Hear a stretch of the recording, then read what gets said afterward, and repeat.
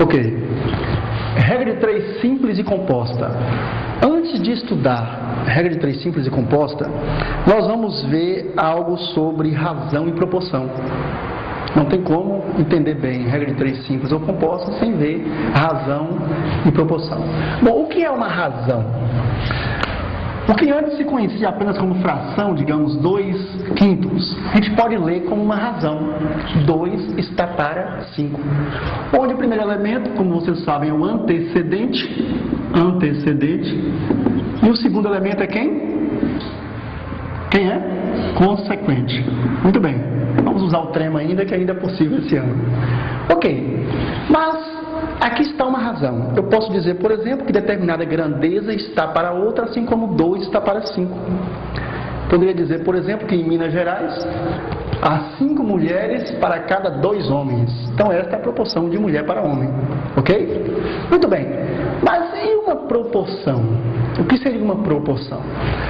Suponhamos que eu tenho aqui 2/5, ou 2 está para 5, e eu multiplicasse os termos, o antecedente e o consequente, por um mesmo número, digamos, multiplicasse por 2.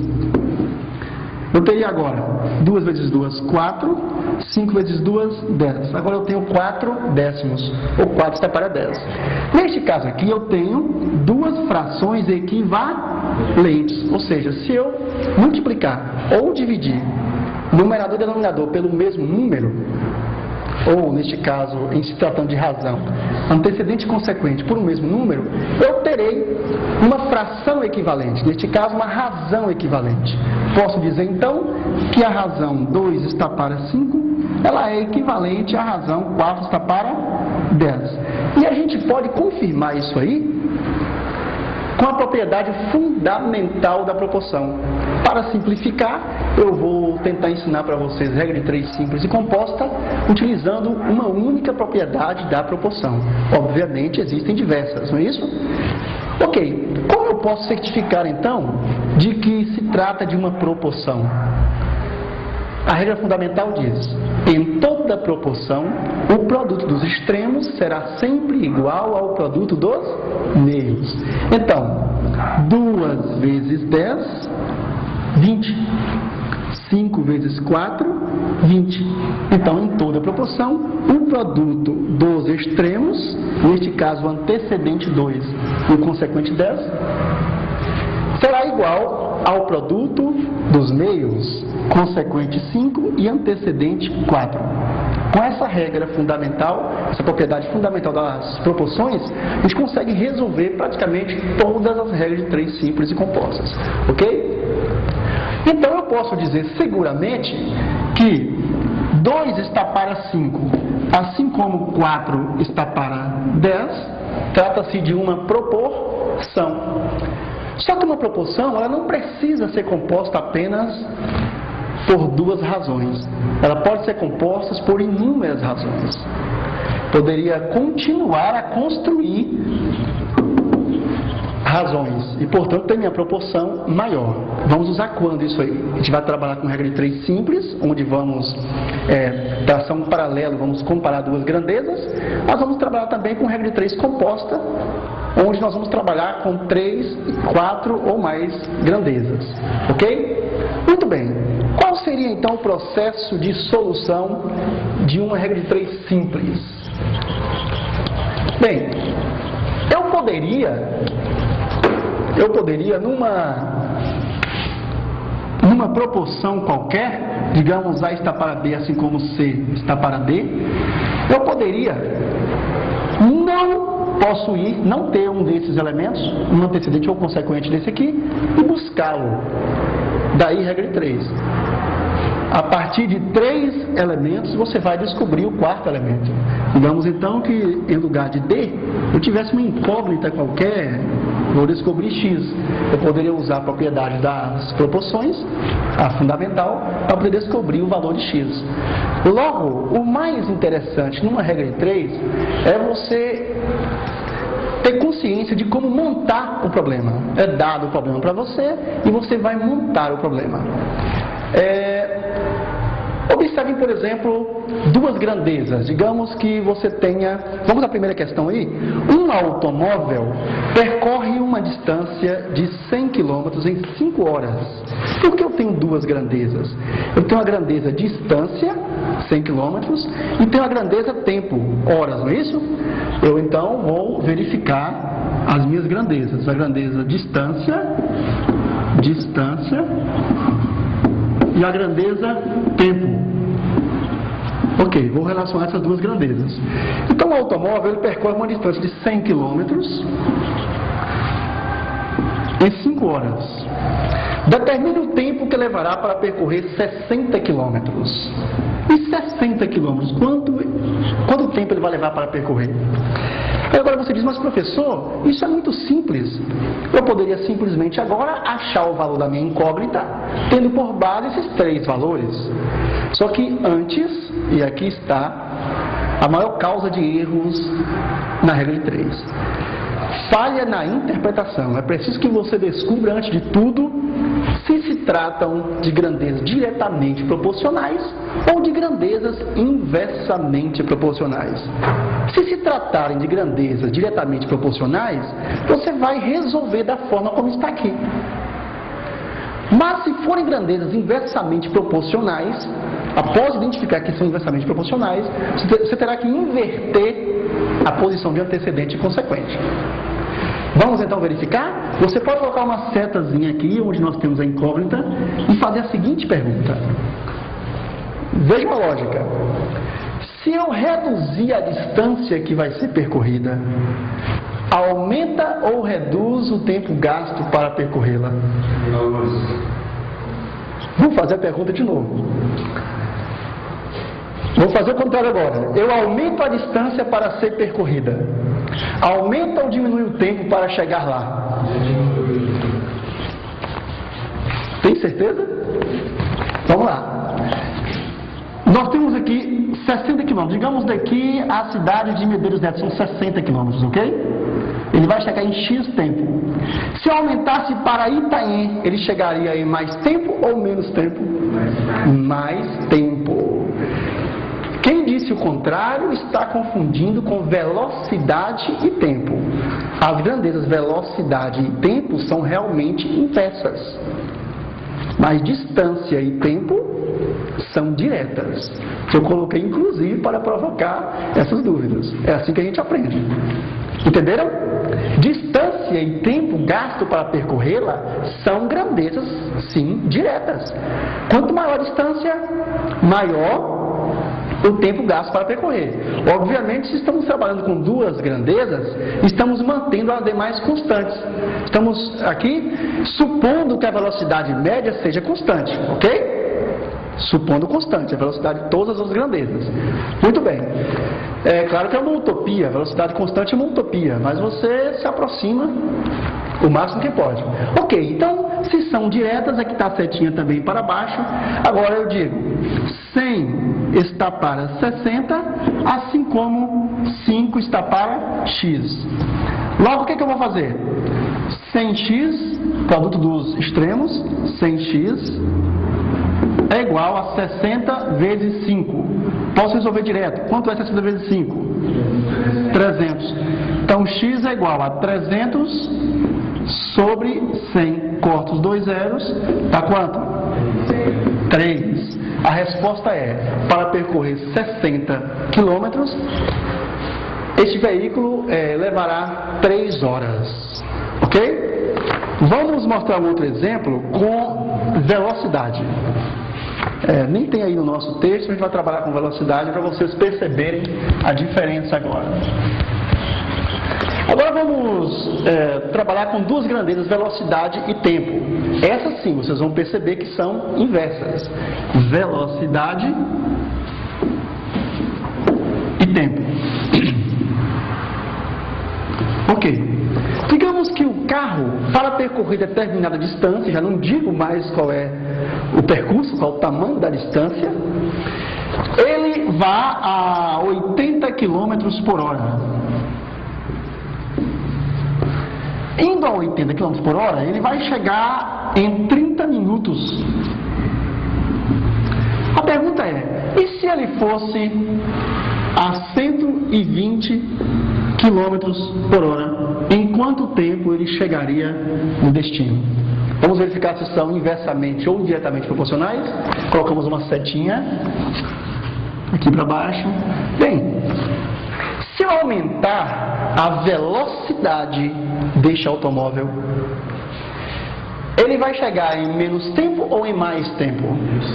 Menos tempo. Perceberam que agora é inversa? Velocidade e tempo são inversas. Ok. São grandezas inversamente proporcionais. O que eu faço então? Antes de resolver, antes de montar a minha regra de 3, eu vou agora inverter antecedente e consequente. Como? Onde eu tenho 80 para 120, eu coloco 120 para 80. Então 120 está para 80, já inverti, assim como 30 está para x. Agora é só descobrir o valor de x. Em toda proporção, o produto dos extremos será igual ao produto dos meios. Então, extremos. 120 vezes x, ou 120x, é igual a 80 vezes 30. 120x é igual a 8 vezes 3, 24, 2.400. X é igual, isolei a minha variável, estou trabalhando com uma pequena equação. X é igual a 2.400 dividido por 120, onde tem zero posso cortar para facilitar. Tenho agora 240 dividido por 12. Dá quanto? Dá 20, não é isso? 10 vezes 12, 120. 20 vezes 12, 240. Ok. Então, x é igual a 20. Isso significa que se você aumentar a velocidade desse carro para 120 km por hora, você vai chegar em 20 minutos no tempo. De 20 minutos no local escolhido, no destino. Entenderam? Então, o grande X da questão, em se tratando de regra de 3 simples e composta, é você descobrir a relação entre as grandezas. Então, sempre que você estiver estudando sozinho, procure fazer essas perguntas de diversas maneiras. Diversas maneiras você se pergunta. Outra coisa, o tira-tema. Você pergunta aumentando, elevando a grandeza, depois pergunta reduzindo a grandeza. Aí você vai ter uma ideia melhor do que está falando. Ok. A questão 2. Se 20 operários levam 45 dias para concluir uma obra, quantos operários de igual capacidade serão necessários para executá-la em 30 dias? Quais são as grandezas que eu tenho aí? Eu tenho a grandeza quantidade de operários, não é isso? Quantidade de operários. O que mais? Eu tenho a grandeza tempo, não é isso? Tempo em dia. Vamos supor assim, porque em algumas questões você vai resolver uma prova de concurso, você pode ter tempo numa mesma questão, tempo em dia, tempo em hora, teremos uma questão aqui assim, e até tempo em minuto. Você pode ter 3 grandezas com tempo. Então é melhor você saber dividir o tempo em dia, tempo em hora, tempo em minuto. Fica mais fácil assim. Então, se 20 operários levam 45 dias para concluir uma obra, 20 operários levam 45 dias para concluir uma obra,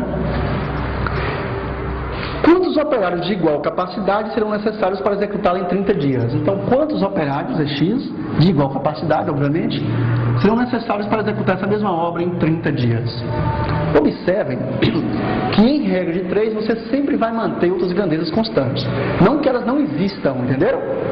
Então nós estamos mantendo aqui, por exemplo, homogênea a capacidade de trabalho desses funcionários. A gente sabe que na prática não é.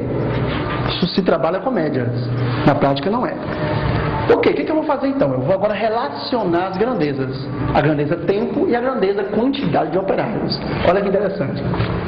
Se eu reduzir o tempo necessário para terminar a obra, eu vou precisar de mais operários ou menos operários? Mais operários. Interessante, né? Eu reduzo o tempo necessário para concluir a obra, eu vou precisar de mais operários trabalhando.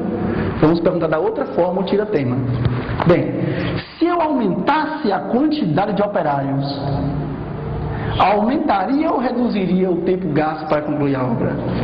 Reduziria. Estão percebendo? De todas as formas, tratam-se de grandezas inversamente proporcionais. Setinha para cima e vamos lá fazer nossas inversões. Vamos lá? Então, 20 está para x. Eu não mexo aqui na incógnita, a partir dela, o meu padrão foi a incógnita. Assim como, e agora? 30 está para 45. Por uma questão didática, a gente está usando valores bem redondos e fáceis de calcular, ok? Por uma questão didática. Daqui a pouco veremos juros simples, trabalhamos com questões também com alguns valores não tão exatos assim. Aí eu já trouxe aqui a HP para ajudar a gente, para não ficar fazendo esses cálculos que qualquer um consegue fazer, né? Muito bem. Aqui eu tenho o produto dos extremos será igual ao produto dos meios. Então eu tenho x30, 30x é a mesma coisa. 30x é igual a 20 vezes 45. 30x é igual. Obviamente, vocês até já sabem, é possível pular etapas aqui, queimar etapas. Por uma questão didática, eu estou colocando passo a passo, ok? 30x é igual. 20 vezes 45 dá quanto? 900, não é isso? Então, x será igual. Isso aqui é uma equação. Eu tenho 30 multiplicando no primeiro membro, eu vou passá-lo para o segundo membro dividindo. Aqui tem um sinal de multiplicar que não se escreve. Desnecessário escrever. Então eu tenho agora 900 dividido por 30. Eu corto 0, fico tendo 90 por 3. Dá quanto? 30. Então x é igual a 30. Resposta. Coincidência aqui. Quantos operários serão necessários se for reduzido o tempo de entrega da obra para 30 dias? Serão necessários 30 operários. Essa é a resposta da questão 2. Questão 3. Desenvolvendo uma velocidade constante de 80 km por hora, tinha uma sobre velocidade, tá vendo? Vamos resolver. Um veículo percorre determinada distância em 25 minutos. Que velocidade será necessária para percorrer este mesmo trajeto em 15 minutos? Vamos lá? Então nós temos velocidade e temos a grandeza tempo. Ok. Tempo em minutos. Quando eu tenho desenvolvendo 80 km por hora, ele percorre determinada distância em quanto? 25 minutos. A pergunta é, que velocidade seria necessária para ele percorrer este mesmo trajeto em 15 minutos? Sabe que eu já usei isso aí? No dia do meu casamento, saindo de Medeiros Neto para Teixeira de Freitas, 60 quilômetros. E eu precisei fazer esse cálculo. Eu precisava saber o que eu vim correndo demais. Eu precisava saber qual a quilometragem tinha que rodar para chegar em 20 minutos, que era o que eu tinha para chegar aqui no fórum em Teixeira de Freitas. Então tive que correr bastante. E se aproxima, eu já fiz na prática, se aproxima. Bom, setinha para baixo. Bem, vamos à perguntinha para descobrir se são inversamente ou diretamente proporcionais. Se eu reduzir o tempo gasto para chegar nessa cidade, haverá um aumento ou uma redução na velocidade? Aumento. Vamos perguntar agora novamente de uma outra forma. Se eu aumentar a velocidade que esse carro vai exercer, ele vai chegar em menos tempo ou em mais tempo? Em menos tempo. Então, velocidade e tempo são sempre grandezas inversamente proporcionais. Você já vai para uma prova garantindo isso aí. Agora, o cuidado é para não confundir velocidade com o espaço, a quilometragem, o espaço entre um ponto e outro. Não pode esquecer disso aí. Ok, são inversamente proporcionais. Eu inverto aqui. 80 está para x, assim como eu inverto 15 está para 25. Ok, 15x é igual a 80 vezes 25. 15x é igual a 80 vezes 25. Alguém calculou? 8 vezes 25 dá 200. Vamos ali na frente. 2.000. Agora, x é igual a 200 dividido por 15. Dá para simplificar. Posso simplificar, por exemplo, por 5, não posso? Desculpe, 2.000 por 15. Podemos simplificar por 5. 15 por 5 dá 3. 2.000 por 5 dá 400. Eu tenho 400 dividido por 3. 400 por 3, 133,33. Então esse carro ele terá que correr uma velocidade de 133 km por 33 por hora para poder chegar, vencer essa distância em 15 minutos.